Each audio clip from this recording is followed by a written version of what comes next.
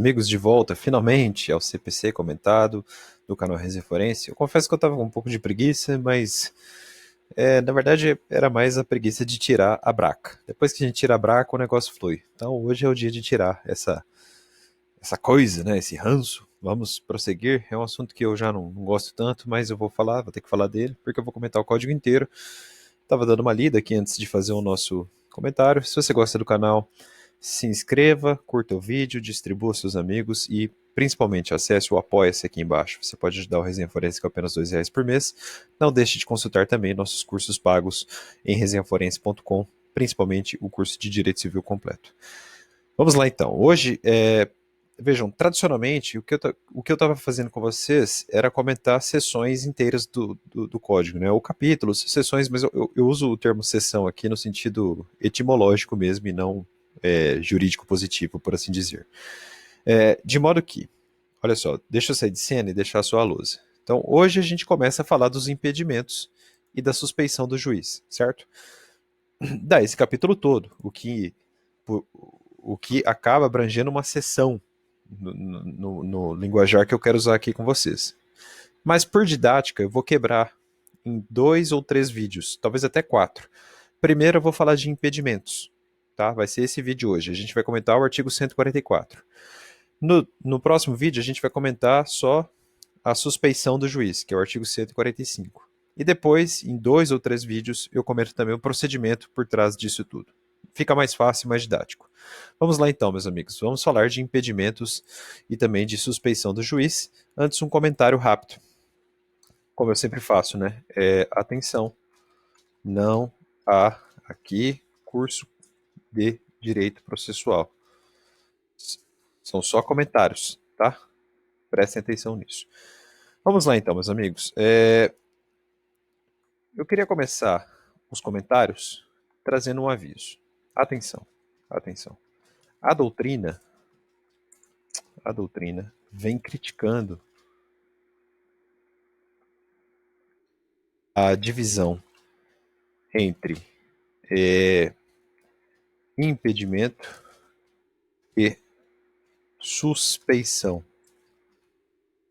Vou colocar assim, a divisão positiva, ou seja, na lei, entre impedimento e suspeição, é que a imparcialidade do juiz é um valor autônomo. Um juiz imparcial é um juiz imparcial. É tão simples quanto parece. A divisão entre impedimento e suspeição conduz a uma ideia de que uma seria menos grave que a outra. Aliás, isso é muito frequente nos manuais por aí, né? De fato, o tratamento legislativo não tira a razão desse trecho da doutrina, mas vejam, meus amigos, olha só o problema, né? Como é que a gente vai relativizar a questão da imparcialidade judicial, não é? Então é menos grave ser suspeito e é mais grave ser impedido? Mas espera aí, não é tão imparcial quanto? Não é? Então, a doutrina vem criticando essa divisão e não é difícil encontrar autores que tratam do assunto. Por exemplo, eu citaria aqui Diego Crevelin e também Eduardo José da Fonseca Costa, tá? Mas o nosso objetivo é comentar só o direito positivo, então eu não tenho razão aqui para ficar mergulhando nesses assuntos, embora o aviso esteja dado, ok? E a gente vai comentar primeiro o impedimento do juiz, né? Artigo 144 caput. Há impedimento do juiz, há impedimento do juiz, então impedimento, sendo-lhe vedado exercer suas funções no processo, quando? Aí o CPCA rola alguns incisos aqui, já já a gente vai comentá-los. Antes, vamos trazer um conceito de impedimento, né? De algum modo, ajuda bastante. Conceito de impedimento. Olha só. Segundo André Roque, tem acento no nome dele. André Roque, sem acento, tá? No livro. É assim mesmo, André Roque. Segundo André Roque, deixa eu tirar o aviso do Word, porque é assim, André Roque sem acento. O impedimento, abre aspas, o impedimento constitui a hipótese mais grave, olha aí, ó, como a doutrina faz isso. Eu não estou dizendo que o André Roque não tem preparo, não é isso que eu quero dizer. Ele tá tratando o direito positivo, mas isso é criticável, tá? A postura do direito positivo é criticável, não a posição do André Roque, evidentemente. Ele está seguindo a lei. O impedimento constitui a hipótese mais grave, pelo menos no direito positivo, de ausência de imparcialidade do juiz no processo. Nestas situações, fica o juiz proibido, em termos peremptórios, de exercer jurisdição. Ainda que o julgador, na sua consciência, sinta-se capaz de decidir com isenção, é vedada no impedimento, não é? É vedada a sua atuação na causa. Presunção. Opa, autuação não, né, gente? Atuação. Bati um sem querer. Atuação. Pronto. Presunção. Há uma presunção, então, absoluta de parcialidade. Então, se você gosta de ler com código, puxa uma seta no 144. Aqui no 144, puxa uma seta e escreve isso, ó, presunção absoluta de parcialidade. Pronto, já vai te ajudar na hora de ler o código. Caso o juiz não reconheça de ofício estar impedido, apesar de ter o dever de fazê-lo, poderá qualquer das partes alegar tal situação a qualquer tempo, embora o momento mais adequado, evidentemente, para tanto, seja o incidente a que alude o artigo 146. Ele escreve artigo, assim, artigo, e não arts, ponto. 146 do CPC, que a gente vai comentar depois e não hoje. Não há que se cogitar de preclusão, mesmo que ultrapassado o prazo do respectivo incidente. Certo? Sentença proferida. Sentença proferida por juiz impedido é sentença nula. E, se transitada em julgado, estará sujeita a ser rescindida. De fato, artigo 966, inciso 2º do Código de Processo Civil, está aí a lição do André Roque. Acho que é muito concisa, muito simples, na veia mesmo, não vejo razão para não citá-lo aqui. Deixa eu dar um zoom, ficar melhor para vocês. Então, no rol do artigo 144, nós temos situações de presunção, ou melhor, de presunções absolutas do legislador, em que ele vislumbra uma situação concreta e diz, olha, aqui o juiz é absolutamente suspeito, não é? É um impedimento para atuar, e é dever do juiz invocar este impedimento e sair de cena. Se não sair de cena, a sentença é nula. Se transitar julgada, a sentença é rescindível. E aí, se passar 2 anos, não tem o que fazer, mas aí passou muito tempo mesmo. E a parte precisa também cuidar do seu próprio interesse, tá? Muito bem, meus amigos. Então, cabe a nós agora lermos os incisos. E aí vocês vão ver que são situações realmente assim, que se acontecerem na prática seriam pitorescas, né? Não tem como aceitar o que está rolado aqui. Muito bem, olha só. Inciso primeiro. Então, há impedimento do juiz, sendo-lhe vedado exercer suas funções no processo. Inciso primeiro. Em que interveio como mandatário da parte. Vamos grifar. Em que interveio. Ou como mandatário da parte. Ou em que oficiou como perito. Ou em que funcionou como membro do Ministério Público, uma situação rara. Eu conheço um juiz que já foi promotor de justiça, então se ele funcionou como promotor de justiça, já não pode atuar como juiz naqueles autos, tá? Ou ainda em que prestou depoimento. Então, combinando cores aqui, ó, em que interveio como. Deixa eu fazer o seguinte, ó. O em que vamos deixar de verde, porque aí o em que vai servir para todos os verbos. Então, em que interveio, em que oficiou ou em que prestou. Mas em que interveio como? Como mandatário da parte. Em que oficiou? Como perito. Em que funcionou? Como membro do MP, como promotor. Ou ainda em que prestou depoimento como testemunha. Entrou aqui, está impedido, não pode mais ser juiz da causa. Por razões que me parecem instintivamente evidentes. Eu acho que eu não preciso ficar trazendo maiores comentários aqui, certo? Só para constar, vale a pena anotar.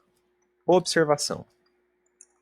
Uma observação interessante, que não retira a clareza do dispositivo, mas mais uma vez, André Roque, é razoável, oh meu Deus, é razoável, interpretação extensiva do artigo 144, inciso 1º, que a gente leu agora, para que incida sobre os casos em que o juiz seja representante ou assistente da parte incapaz. Faz todo sentido, né? Se ele representa, por exemplo, o próprio filho incapaz, não há sentido dele atuar como juiz, né? Pelo amor de Deus. Então, o aviso de André Roque, embora pertinente, é até evidente, tá? Ele não está errado, mas é evidente. Então, o que abunda não prejudica aqui nesse caso. É sempre interessante deixar bem claro quando há a imparcialidade judicial. Vamos ler o inciso 2º agora? Deixa eu dar um pulo aqui. De novo, olha o caput. Há impedimento do juiz, sendo-lhe vedado exercer suas funções no processo. Inciso 2º. De que conheceu em outro grau de jurisdição, tendo proferido decisão. Vamos destacar assim, conheceu em outro grau de jurisdição. Isso é interessante. Imagine um juiz nomeado ministro do Supremo Tribunal Federal. Um caso clássico disso era o ministro Peluso, ele era juiz em São Paulo. Se ele conheceu de causa que tramitou numa vara civil, por exemplo, em que ele atuou como juiz de direito, e depois os autos sobem por meio de recurso extraordinário, se de algum modo cair na mão dele, ele está impedido. Como ministro, ele não pode atuar naquela causa. É interessante, uma hipótese mais rara que pode acontecer, é natural. Juízes sobem, progridem na carreira, então se tornam às vezes desembargadores, não é? Então não dá para não reconhecer o impedimento nesses casos, certo? Deixa eu ver se tem alguma informação mais importante aqui. Não há muito segredo aqui não.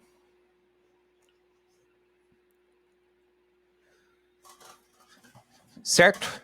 Então, há impedimento quando o juiz conheceu a causa em outro grau de jurisdição e chegou a proferir uma decisão. Não dá para ele ser sentenciante e, ao mesmo tempo, juízo adquém de sua própria decisão. Ficaria muito estranho. Ok? Vou esperar vocês lerem um pouquinho e eu estou batendo o olho aqui na doutrina do André Roque para ver se eu acho alguma nota interessante.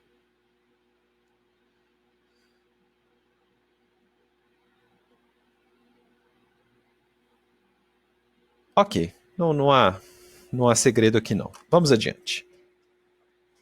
Não, aqui tem uma coisa interessante, eu vou citar aqui mais uma vez o André Roque. Aqui uma passagem muito boa dele. Olha só, para André Roque, mais uma vez, o que significa aí conhecer, né? O verbo conhecer. Olha que interessante. Olha só, para André Roque, abre aspas, o inciso 2º refere-se a conhecer do processo, que remete à apreciação e decisão da controvérsia, configurando-se o impedimento não apenas do relator, mas também dos demais que tenham votado no julgamento em grau inferior de jurisdição. A vedação, segue André Roque, se aplica igualmente à hipótese em que o juiz, embora não tenha proferido a decisão em grau inferior no mesmo processo, apreciou, tem uma vírgula aqui, no mesmo processo, apreciou ação conexa no órgão jurisdicional aqua. Claro, não é? Por outro lado, por outro lado, vírgula, se o julgador não teve atuação jurisdicional no julgamento anterior, limitando-se, por exemplo, a presidir a sessão, não haverá impedimento. Da mesma maneira, atos de mero impulso processual ou despachos sem conteúdo decisório, como a simples determinação de citação do réu, sem apreciação de pedido liminar, que aí é mérito, né? Não caracterizam impedimento. Então aqui é uma interpretação um pouco restritiva, não é? Não caracterizam o impedimento. Também não estará impedido o magistrado que apenas atuou na esfera administrativa ou correcional, claro, né, como nas correições aí do dia a dia forense, né, quem trabalha no fórum sabe disso. Contra, porém, ele cita um julgado contra esse entendimento, considerando impedido o desembargador em tal circunstância, ele cita aqui STJ, recurso no mandado de segurança 16.904, relator ministro Hamilton Carvalhido, julgado em... É assim mesmo, tá, pessoal? Carvalhido, tá? Julgado em 28 de setembro de 2004. Só é a colocação aí do André Roque. Acho que foi um comentário muito feliz e valeu a pena citá-lo aqui neste trecho também da nossa aula, tá bom? Então, matamos o inciso 2, vamos adiante? Vamos adiante. Mais uma vez, lendo o caput, há impedimento do juiz, sendo-lhe vedado, exercer suas funções no processo, inciso 3º. E ó, já coloquei um asterisco aqui, já vou explicar por quê. Quando nele estiver postulando, como defensor público, advogado ou membro do MP, seu cônjuge ou companheiro, ou qualquer parente, consanguíneo ou afim, em linha reta ou colateral, até o 3º grau, inclusive. Observação. É uma observação bobinha, mas é importante para o pessoal mais novo, tá? Tomando uma água aqui. Primo, entre aspas, é colateral de 4º grau. Opa, não, é isso mesmo. O primo é colateral de 4º grau. Portanto, não entra no rol de impedimentos. E aí vocês percebem como é criticável esse rol fechado. Porque um juiz pode ser muito bem imparcial quando na causa ali atuar, por exemplo, um primo. O primo é colateral de 4º grau. Então, fica estranho você falar que simplesmente que o juiz não está impedido ou não é imparcial, ou melhor, ou que ele não é parcial, né, diante de um primo. Porque muita gente tem primos chegados, por assim dizer, né? Então, fica estranho você afastar o primo. Eu acho que não é uma saída muito boa, tá? Eu não gosto muito disso, não. Mas é o que consta do código e fica aí a menção. Não confundam isso, tá? Essa é a importante observação. Mas vejam, eu coloquei aqui em amarelo, já em asterisco, porque logo abaixo o código menciona, olha aqui, ó, o inciso 3º 2 vezes. A gente vai ler já então os parágrafos 1º e 3º que estão relacionados ao inciso 3º. E é assim que tem que ler a lei seca, tá? Parágrafo 1º. Na hipótese do inciso 3º, o impedimento só se verifica quando o defensor público, o advogado ou o membro do Ministério Público já integrava o processo antes do início da atividade judicante do juiz. É a opção político-legislativa do Código. Certo? Isso aí está no parágrafo 1º. Além disso, o parágrafo 3º diz o seguinte, isso é a novidade do Código. O impedimento previsto no inciso 3º, esse que acabamos de ler aqui, ó, esse que estamos lendo, na verdade, Também se verifica no caso de mandato conferido a membro de escritório de advocacia que tem em seus quadros advogado que individualmente ostente a condição nele prevista, mesmo quando não intervenha diretamente no processo. Um certo ministro aí passou por situação parecida, né? E ousou dizer que não havia um impedimento. Pois bem, o código resolve esse problema. Parece que o código teve que escrever o óbvio, tá? Então vejam que, como diz até André Roque, eu não vou escrever isso, mas é suficiente que o nome do cônjuge, companheiro ou parente do magistrado conste na procuração, ainda que não tenha atuado diretamente na causa, em decorrência da possibilidade de ter havido atuação extrajudicial da pessoa próxima ao juiz em favor de uma das partes, o que é bem possível, né? Ela redige a petição inicial e não assina, por exemplo. É evidente que pode haver quebra de parcialidade. Ou melhor, quebra de imparcialidade, não é? Muito bem. Acho que o inciso terceiro, eu ficaria satisfeito com isso aqui. Claro, né? E o código também deixou muito claro, diz André Roque, nem vou escrever isso, mas ele explicitou que o companheiro se equipara ao cônjuge para efeitos de impedimento, seguindo assim o panorama constitucional hoje vigente. Certo? Muito bem. Eu estou satisfeito então com o inciso terceiro.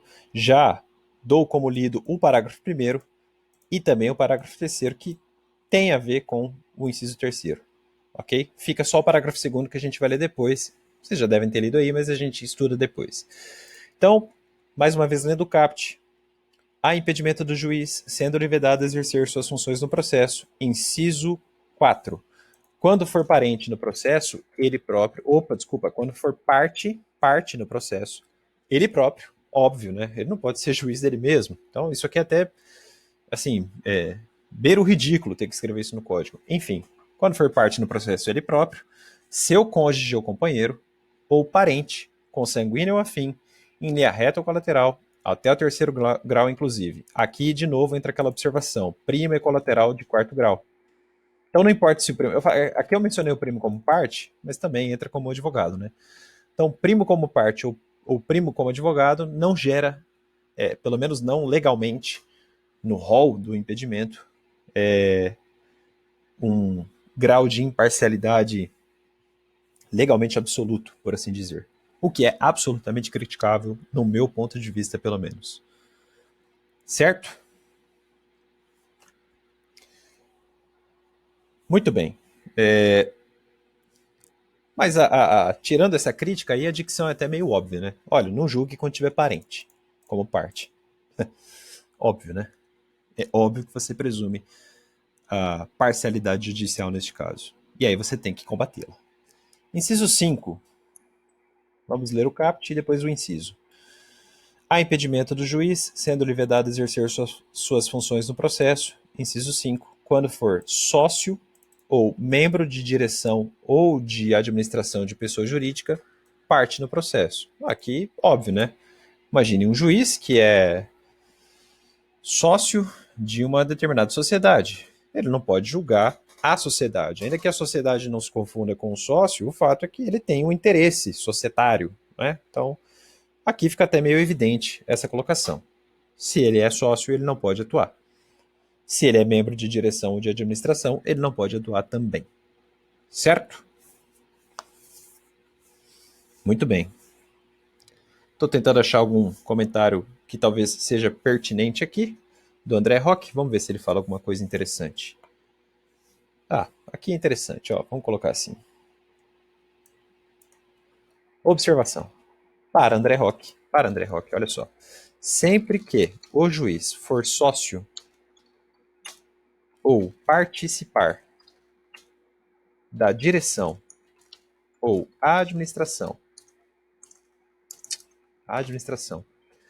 de pessoa jurídica parte na causa, presume-se em absoluto, vírgula, que não estará em condições de apreciar a causa de forma isenta. Meio óbvio isso. Aí vem o que é interessante, ó, mesmo se a pessoa jurídica não tiver fins lucrativos, vírgula, estará então configurado o impedimento. O que nos permitiria ler o dispositivo. Olha, quando ele for associado de uma associação, por exemplo, por que não? Né? Imagine, um juiz é associado de um clube. Né? A gente fala que é sócio, na verdade ele é associado. Né? Eu não vejo o juiz como alguém imparcial para apreciar uma demanda envolvendo o clube. Né? De algum modo, se a demanda criar uma despesa muito alta para a associação, ele também responde. Não nos termos jurídicos, por assim dizer, mas de algum modo pode haver uma chamada de capital e ele pagar por isso.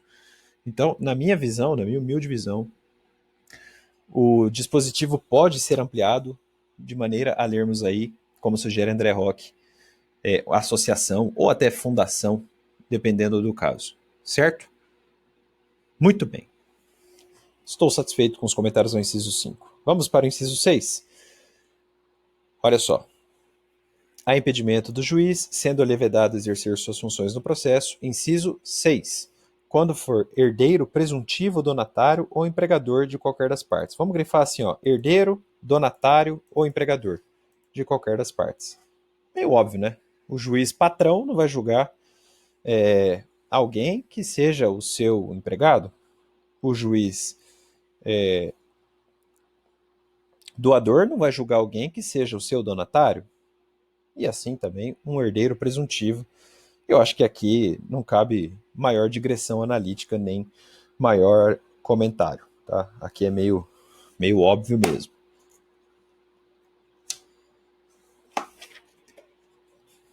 Vamos adiante. Há impedimento do juiz, sendo-lhe vedado exercer suas funções no processo. Inciso 7. Em que figure como parte instituição de ensino, grifa instituição de ensino, com a qual tenha relação de emprego ou decorrente de contrato de prestação de serviços. Aqui é quando o professor, ou melhor, quando o juiz é docente, né, de uma faculdade privada. E aí o código foi feliz, porque ele falou, olha, quando tiver relação de emprego ou contrato de prestação de serviços.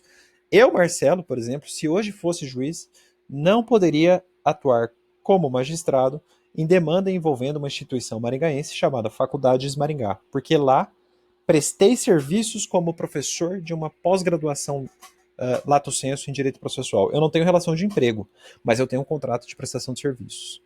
Tá? E aí o código presume um impedimento neste caso. Caso, evidentemente, eu me depare com algo assim, e claro, caso eu me torne juiz e isso aconteça comigo, né? Eu me depare com uma demanda envolvendo tal pessoa jurídica. Observação para André Roque. A observação não muda muito o que eu dei de exemplo, só confirma, né? Para André Roque, o dispositivo, abre aspas, não diferencia o ensino na graduação ou na pós-graduação. De sorte que, em ambos os casos, estará configurada a proibição. E eu iria além. Vou colocar assim, ó. Não, nem vou colocar observação 2. Vou colocar assim. Podemos ir além. O juiz pode, por exemplo, ser professor de ensino médio. Por que não? Ué, por que não? Se ele der aula numa escola particular, ele estará impedido, então, de atuar numa demanda envolvendo a escola particular. Não vejo problema nenhum nisso. Quer dizer, não vejo problema nenhum em ler o dispositivo desta maneira. O juiz pode, então, por exemplo, ser professor de ensino médio. A lógica também impera neste caso. A lógica também impera neste caso, certo?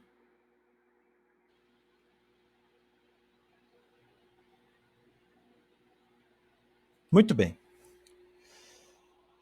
Vamos avançar.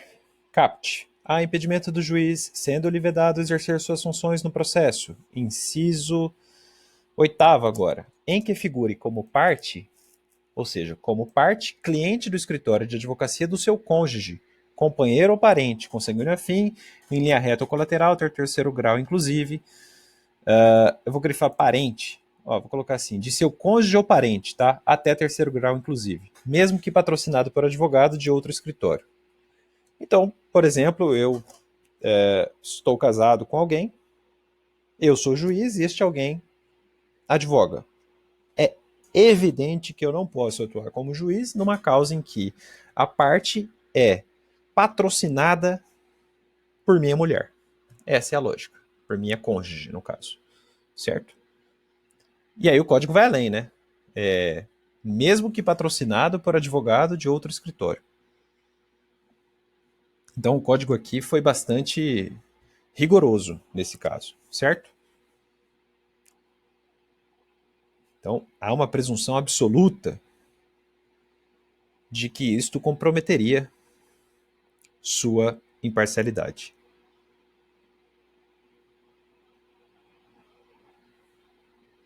Muito bem, meus caros. Por fim, o inciso nono, né? Quando promover ação contra a parte ou seu advogado. Quando promover ação contra a parte ou seu advogado.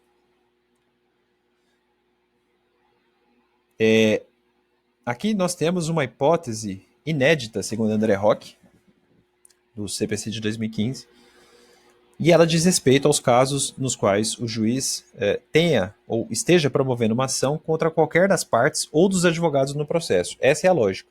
Por incrível que pareça, isso é inédito, né? Mas a ideia é a seguinte, olha, o juiz já é autor de uma demanda contra o fulano. E aí aparece diante dele uma causa de fulano versus Beltrano. Este juiz está impedido.